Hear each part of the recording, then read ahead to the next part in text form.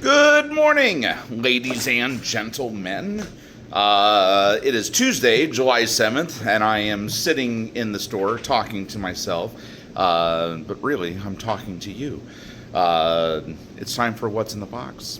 Hopefully, everybody had a good weekend. I myself had an amazing weekend. We were able to sleep about 10 hours each day. And with a 6-year-old and 4-year-old, you guys know how rare and almost near impossible that is. So I'm feeling great. I'm feeling a bit spry, other than my knees cracking when I walk and try to bend. But that's the nature of the beast, right?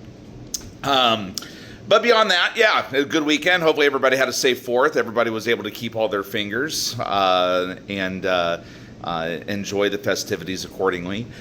Things that are coming up this Saturday, as a matter of fact, July 11th, Monument Comic Expo in Indianapolis, rather. A curated comic book experience built for collectors, featuring special guest John Tyler Christopher. It is going to be at the Indiana State Fairgrounds, 11 a.m. to 5 p.m., and it will be awesome. Awesome. I will be there. A lot of my fellow vendor friends are going to be there, and it should be a gay old time. So add it to your calendar. Be there. Plan to be there all day. I was told that there were several vendors to choose from. And make sure you bring a stack of stuff for John Tyler Christopher and tell him that you want to have him appear at Bearded Comics and Collectibles for a store signing someday, because I think we would all want that. Now, next weekend, July 18th and 19th, in Dayton, Ohio, is going to be the Gem City Comic Convention. This is year number 20 for these guys. So if anything, that should tell you how awesome this show is to have such support that they're able to host this show 20 years running and just knock it out of the park. It's at the University of Dayton at the Marriott, and it's going to be says 20th year of Gem City, thousands of customers every year, 35 comic dealers from 10 states, hundreds, if not thousands, of boxes of comics, 2 days to dig through all these boxes, $10 for a weekend pass, kids 12 and under are free parking, no media guests, because it is all focused on comics and comic collecting and comic vendoring. One great location with everything you need for days of celebrating comics. Come enjoy the love of books. That's the back. Put this on your calendar. I'm going to be there. It's going to be my first year being there, but I was told that it's going to be awesome. In fact, there was a promise that it was going to be awesome. So if they break the promise to me, then I would break my promise to you, and hopefully, undoubtedly, I will not be breaking that promise. So, show up, bring stuff, bring money, bring your lists, because you never know what you're going to find.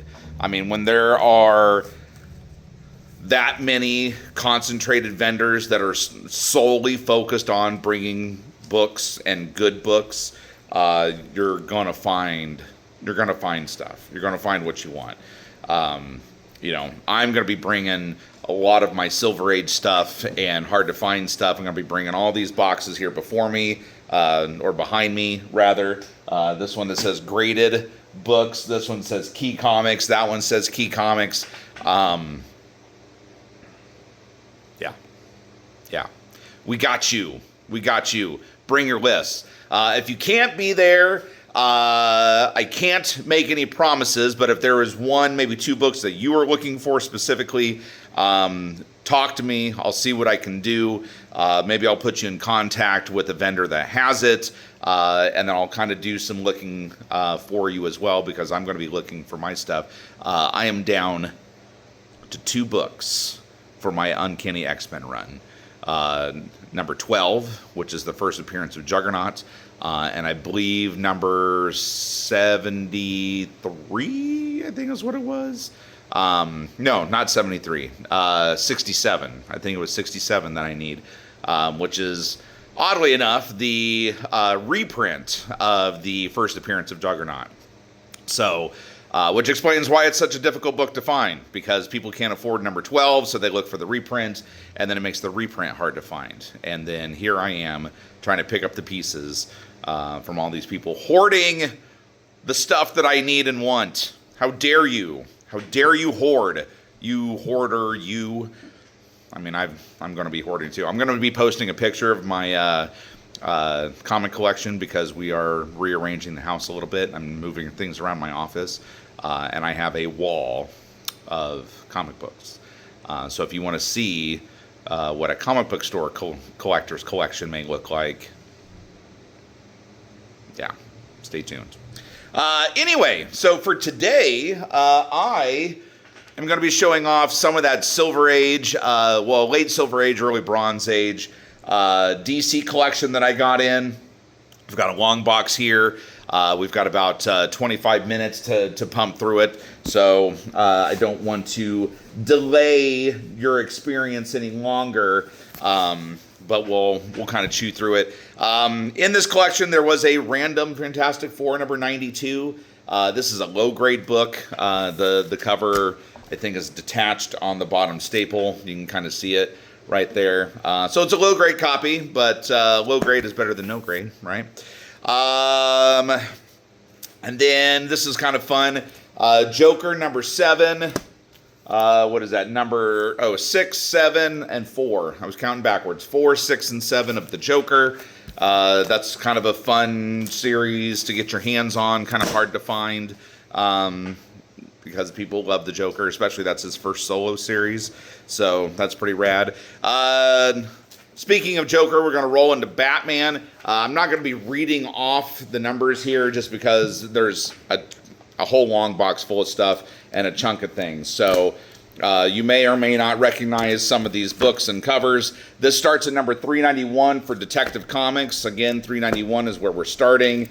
So we're kind of all hovering around those numbers. I think this is 420s or 430s. Yeah, 437. And then Batman. This is number 223. So that's a thick one. Then that's 229. That one's the second appearance of Ra's al Ghul. Classic Neil Adams, Ra's al Ghul.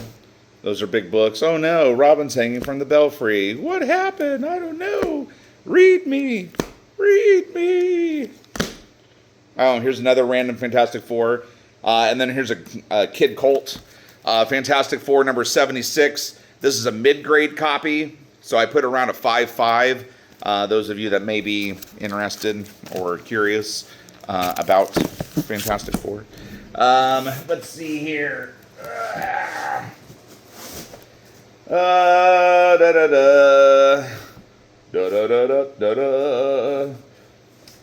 going to grab a handful of a couple different series here. Oh, big handful. Geez, I didn't think I had that many. Try not to let them slip. Early Justice League of America. So that is number 72 to kind of give you a start point.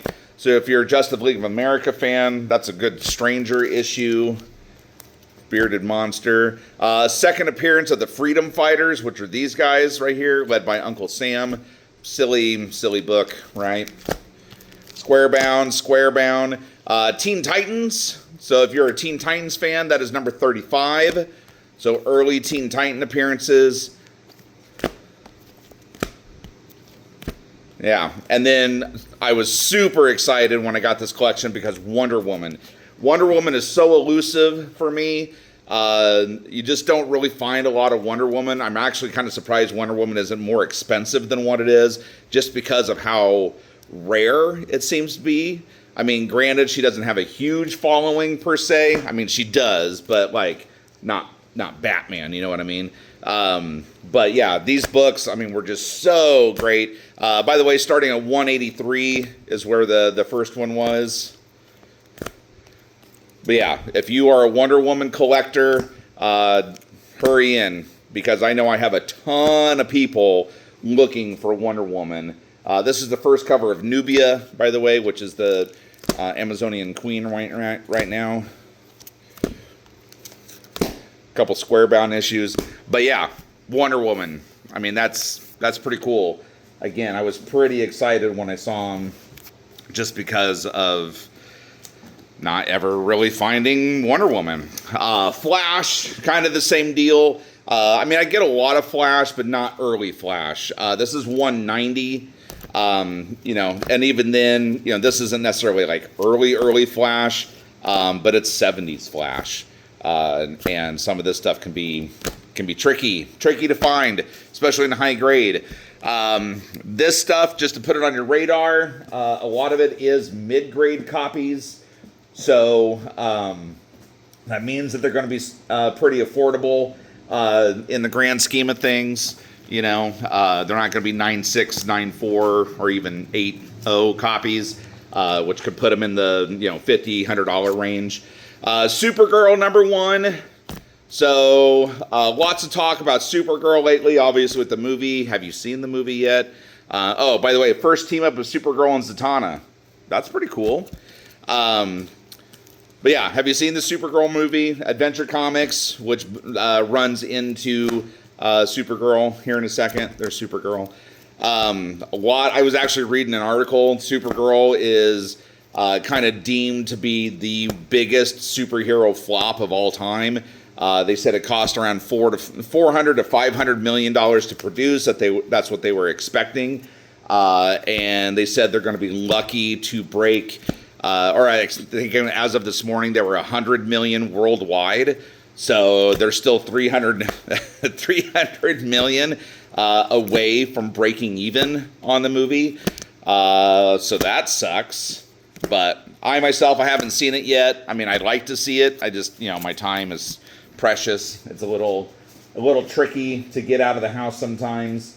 I have not been able to get out. If you have seen it, you know, maybe comment on the video. Let me know if you've seen it. Let me know what your thoughts on it were. I mean, everybody's got an opinion, right? DC horror stuff. So there's a few different titles that are going to be represented here. There was Ghosts, Phantom Stranger, Dark Mansion, From Beyond the Unknown, a couple Unexpecteds, right? Witching Hour. Everybody loves Witching Hour. Some of those Witching Hour books are actually starting to jump up in price. I don't know how well you guys pay attention to your horror. House of Secrets, House of Mystery, Bernie Wrightson cover of House of Mystery. If you know who Bernie Wrightson is. Swamp Thing. Let's see. Still going strong into the DC. Here's Brave and Bold. So if you're a Brave and Bold fan, personally, I love the cartoon. Have you guys seen the Brave and Bold cartoon? Awesome cartoon. I absolutely love it.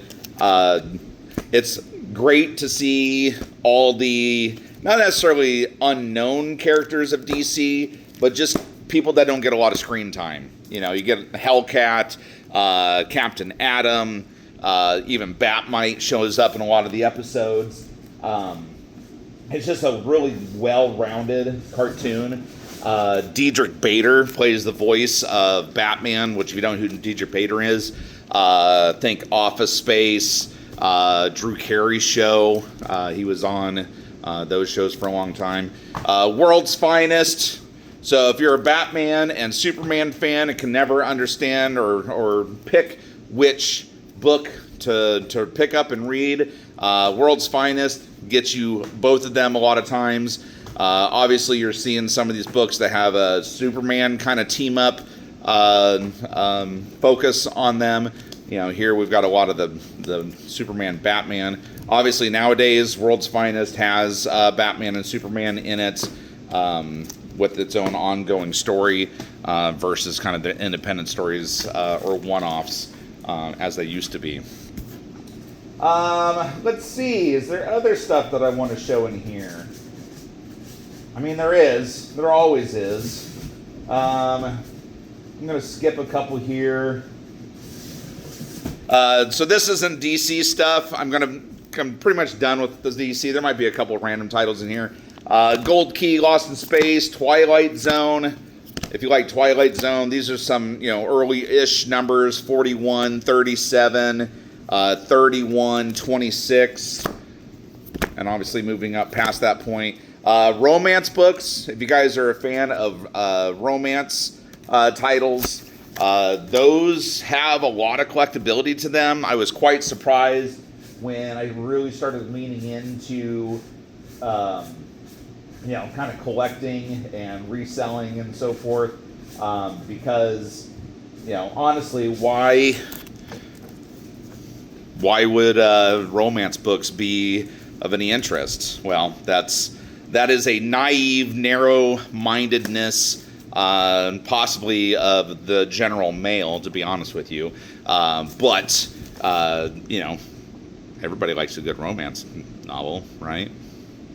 DC Special, this is number 5 with the focus of Joe Kubert. So if you like Joe Kubert, GI Combat,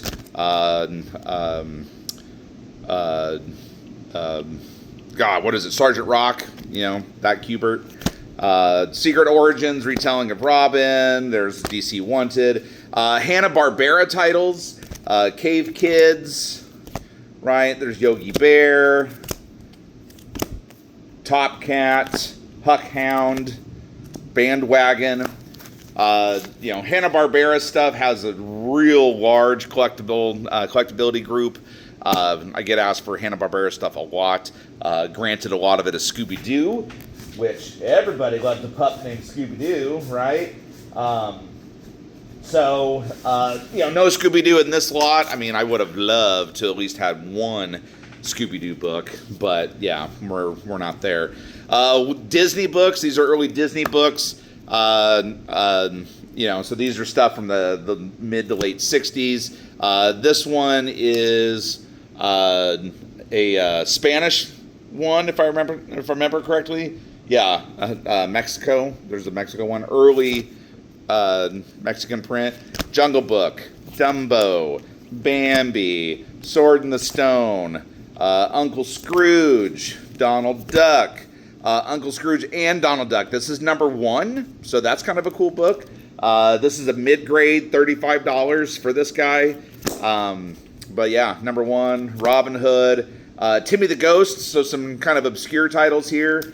Everybody likes a good ghost story, right?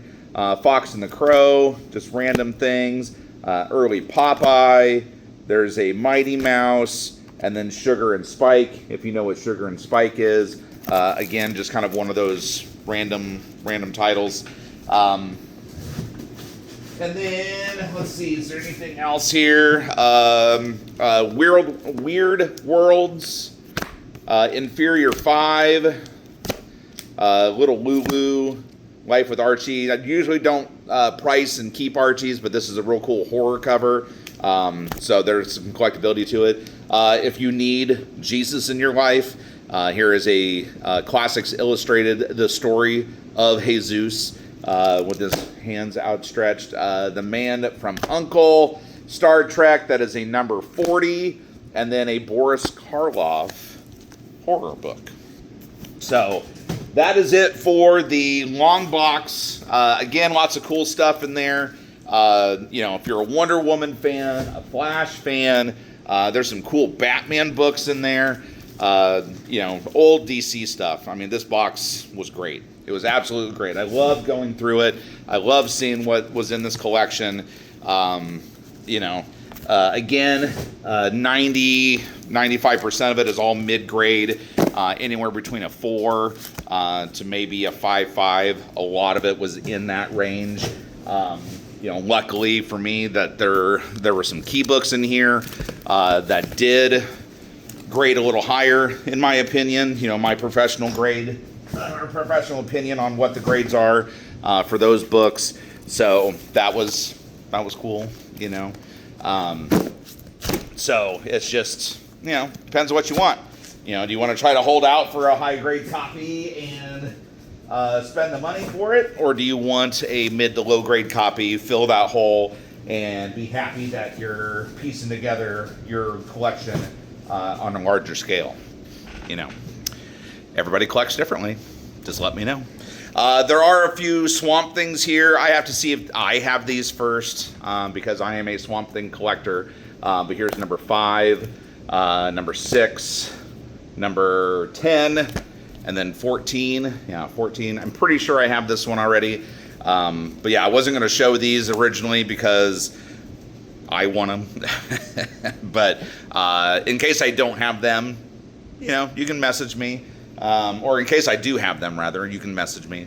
I'll let you know if they're available or what not. So, and then as we always do, let's end with some bigger books, right? Everybody likes seeing the cool things, the dingers, if you will. This one was pretty fun. Homer the Happy Ghost, number 1. So again, you know, if you're a old school collector, maybe kind of the obscure title collector, Happy Ghost number 1. Excuse me. Let's see. Let's put these in order. Yep. So Adventure Comics number 381. This was kind of a bigger book. This was the first Supergirl solo story book. So she did premiere in Adventure Comics. I don't remember the number that she appeared in, but then this is her first solo kind of story arc before she had her actual solo book, right? So solo storyline in Adventure Comics, and then solo book, and then Supergirl number 1, which I had, in case you didn't catch that. This one is number 400. So that one's kind of a bigger book. I didn't write what its significance was, but it is fairly pricey, so that's cool. Going into, let's see, Teen Titans, number 22. I said the earliest number I had was 35. Well, joke's on you. Number 22 is right here. This is the origin of Wonder Girl in there. So the Wonder Woman, but Wonder Girl, when they all had sidekicks back in the day. Speaking of Wonder Woman, this is number 204. So this is the first appearance of Nubia, which again is, I believe, the queen of the Amazonians right now. And then I think I read Wonder Woman goes back to her classic outfit in this issue as well. So that's kind of cool. You know, again, Wonder Woman, folks, you know, you don't see this stuff every day. So grab it when you can. And then when you're going through the Jokers, I'm sure you were like, oh man, it would have been cool if you had number 1. Well, there it is. There is the Joker, number 1. I put this around a 6.5 for $50 in case you guys are wondering. But Joker number 1, again, not a book you see very often. And then last but certainly not least, if you guys didn't notice my picture last week, I had a few slabs that came in. Here is X-Men number 133, classic Wolverine fighting the Hellfire Club. This is a 7.0 copy, which makes it very affordable, very reasonable, and a great addition to anybody's collection. It's a great book. I mean, you know, personally, that was one of my favorite episodes of the X-Men growing up, was the Hellfire Club episodes, and watching Wolverine just beat the crap out of all those Hellfire goons. Oh my God, I'm blanking. I was going to make a nerd knowledge because they weren't called the Hellfire Club in the X-Men cartoon. I believe they were called the First Order or something along those lines, because they can't say hell on TV, not at least in the 90s in the cartoon. Now they can say ass and bitch and all kinds of other things, and people don't even blink an eye. It's and then Invincible number 100, graded at an 8.5, signed by our friend Ryan Otley down here. Sorry, wrong finger. Right there, Ryan Otley, signed, authenticated. Invincible 100. So if you are an Invincible fan, need to get your hands on some cool Invincible stuff, there's that. I still do have that other Invincible book that's also signed by Ryan Otley in the case, So that's now 2 Invincible books that I own that are both signed by Ryan Otley. Coincidentally enough, those are the only 2 Invincible graded books that I have in the store. So that's kind of cool. Anyway, that's it. That's all I got today. Remember, Monument Comic Expo this Saturday, July 11th, in Indianapolis at the Indianapolis Fairgrounds. Bring fistfuls of 20s. Me and my vendor friends will thank you wholeheartedly and very kindly, and may even give you books in exchange for your 20s. And then give John Tyler Christopher a crisp high five and say, hey, when you come into Crawfordsville to Bearded Comics, because we would like to see you there, because it'd be fun. We'll make it a thing. And then the following weekend, 18th and 19th, Dayton, Ohio, Gem City Comic Con. Make sure that you are there. Make sure you put it on your calendar. As again, I was promised that it was going to be a fun time for all. So I will extend that promise, and hopefully all of you will take me up on it. So enjoy your day. Hopefully you had a good weekend, and I will see you guys soon. Tomorrow is Wednesday and New Comic Book Day, so I will talk to you in about 24 hours or so. So enjoy. Yes, Excelsior.